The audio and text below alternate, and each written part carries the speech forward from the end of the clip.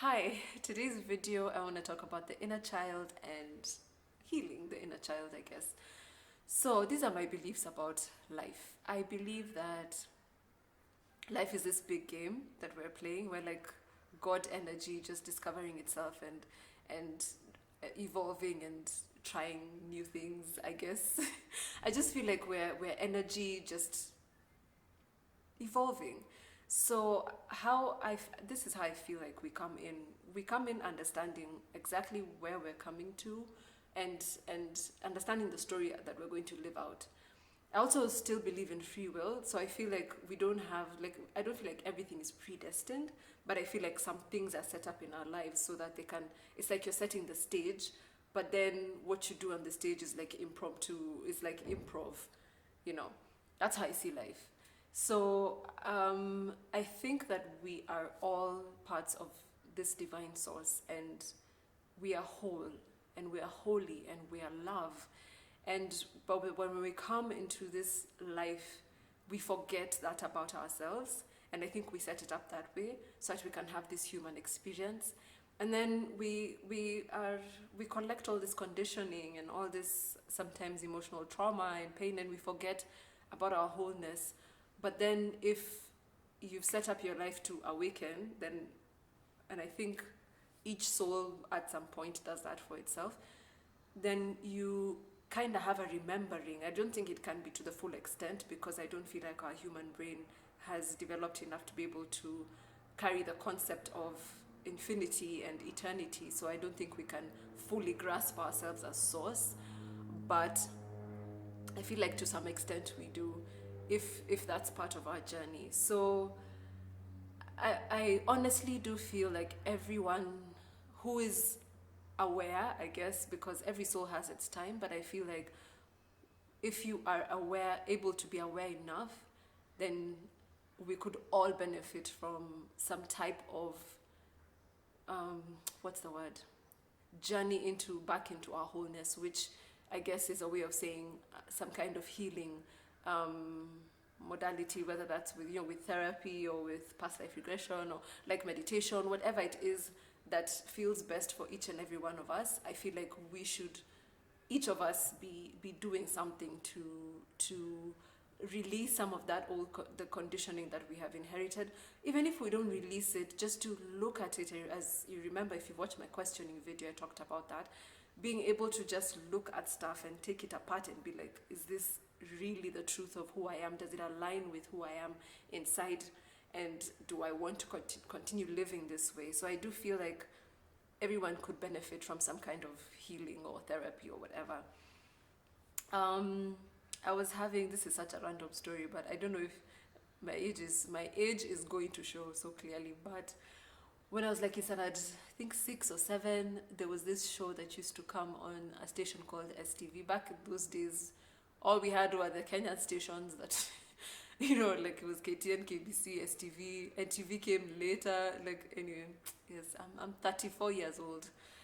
Anyway, so there was this show that used to come. It was called Kidio, and I loved it. It was South African, and I remember it was that weird stage. Like I was a twin, so I was still like a little bit of a kid, but I'm coming into my teenage years. So I'm just like, I couldn't talk to people about how much I loved the show, but I would run.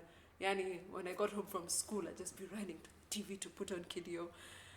Yeah, that memory just came to me random, and it was because I was thinking about my own childhood. And when I was a kid, I was such a sensitive soul. I still am, and I was just like open-hearted, loving, crazily. Like I would love people. Like it was almost adoration. I was very sweet, naive, trusting, um, and when I think about, so innocent. When I think back to, sometimes I get emotional. When I think back to that little girl, because I loved life, I loved people, and sometimes it was too much for people. And the thing is, I feel like we come in with a certain amount of purity, and then we're kind of clouded with the conditioning that we get. And like I said, I feel like this was set up intentionally, so I don't feel like it's necessarily a bad thing. but we can always find our way back as close as possible to our innocence, with work, with inner work, with consciousness and awareness. Anyway, but I came into a situation that was not very warm and loving. No, it wasn't loving. It was loving. Let me not say that. But we had our issues in our home, and when I came in, it was hard for people to accept my love, because I feel like it was so big, and it just, the environment was not conducive for that kind of love. So I got called, soft, irritating, too sensitive, like all these things that I still carry sometimes with me till today. And I have, like I've said 17,000 times on this channel, I've been working on myself for a while. So I've been really working to still get to that place of, because it is still there. I'm still as sensitive and loving as I've ever been. But I have learned to hold back those parts of myself, or, just like rein them in and block them, because I feel like if I unleash too much on people, I get the same reaction, and people will be like, oh my God, you're too much, Darude, you're too much. So I've had to, I'm only able now to let it out fully, and not even that full. I let it out and I'm just like, oh my God, is it too much still? But I do that in places where I feel safe, and thankfully I'm so grateful that I have started, like I have really found pockets of safety in my life. It has been so beautiful for me to experience that. But recently, and I'll talk about this in another video, but I put myself in a position of vulnerability and shared something with someone, and in my mind I already knew how they were going to react, just based off of how I'd seen them react previously in our interaction. And I don't know for sure if that's how they're going to react, but for me it was like, oh my God, this is what they're gonna think, this is what they're going to say. And it was I felt so vulnerable and so exposed, and just like, my God, if they show this to someone, I just felt really, really vulnerable. And I don't want to get into that too much, because I have a video on vulnerability that I feel like it's so juicy, and I want to leave as much meat for that as possible. But then it triggered my old childhood wounds, and I was just like, oh my God, I still have work to do in this area, because I have an idea about how they're going to react, but the words that I was putting in their mouth, so to speak, in my mind, like, I had decided these are the things that they're going to think about me. So the words that I was putting to what they're probably going to think about me didn't even sound like them. It sounded like my childhood wounds, the voices that used to tell me things, The people around me would be like, you're so soft. Oh my God.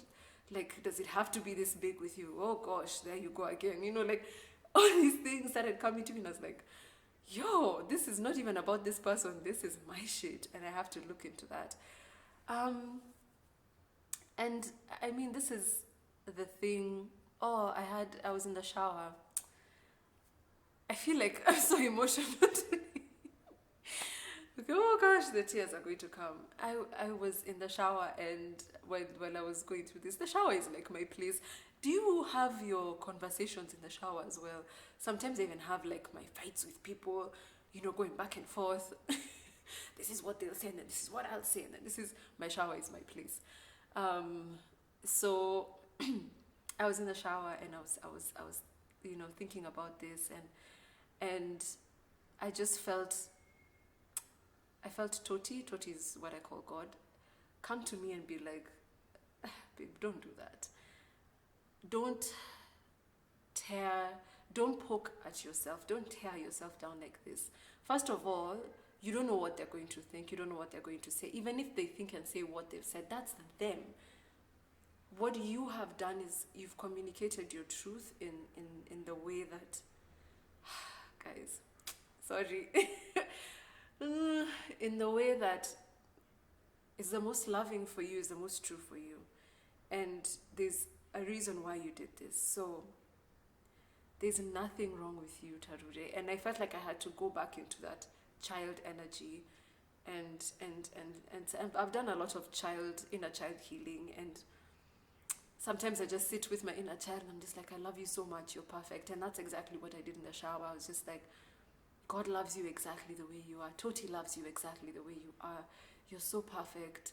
There's nothing wrong with you. There's nothing wrong with your sensitivity. There's nothing wrong with your big heart. There's nothing wrong with how much you care, how much you love, how much you want to put love into the world. There's nothing wrong with that. And I think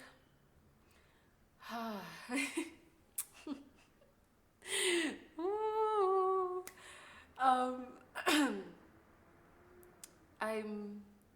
I am the way I am for a reason. I'm not a mistake. I'm not.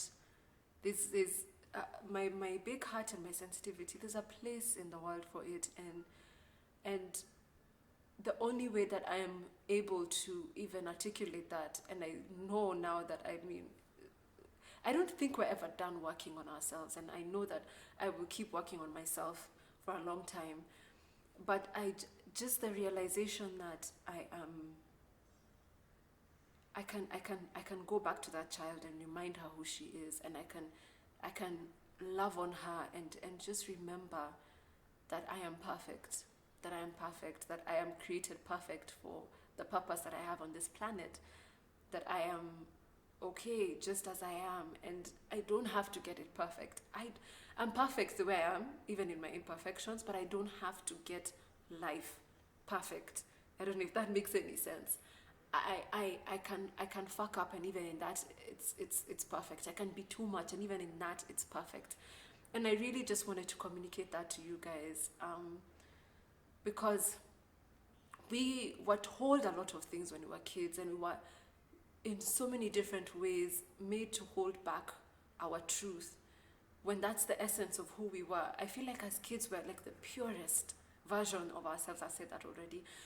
So we were to fit in, to be in society, to match up to expectations. We've learned to shut and block particular parts of ourselves down, to block them and shut them down and make ourselves smaller. And I just want to encourage you to remember who that inner child is. Remember what it felt like to be innocent and pure, and how curious you were about the world, how open your mind and your heart were, how you just would wake up with just joy for simple things, like I get to play, like today is Saturday. Do you remember how excited we'd get about Saturday? Like just a day where I just get to do, like I just get to play, just stuff like that, just remembering what happened. And there's actually a song that I wrote that is called Before the Darkness Came, and it's about this like how innocent I was, how innocent we were, how open-hearted we were before the darkness came and showed us other things. Anyway, I hope I've made sense. Yeah, so sit with your inner child, love on that person. They still exist, they're still there, that playful, innocent part of us. I am so grateful for you being here, for you watching this video. I think I'm gonna go have a cry after this, but yeah, thank you so much for watching. Please follow me on social media, Facebook, Twitter, Instagram, Taruri Katere. Share this video. Please like, subscribe. I would really, really appreciate that. Yeah, I'm sending you love, and I'm sending especially your inner child so much love.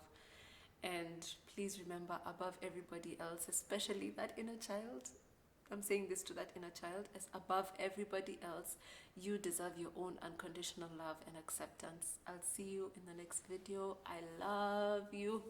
Bye.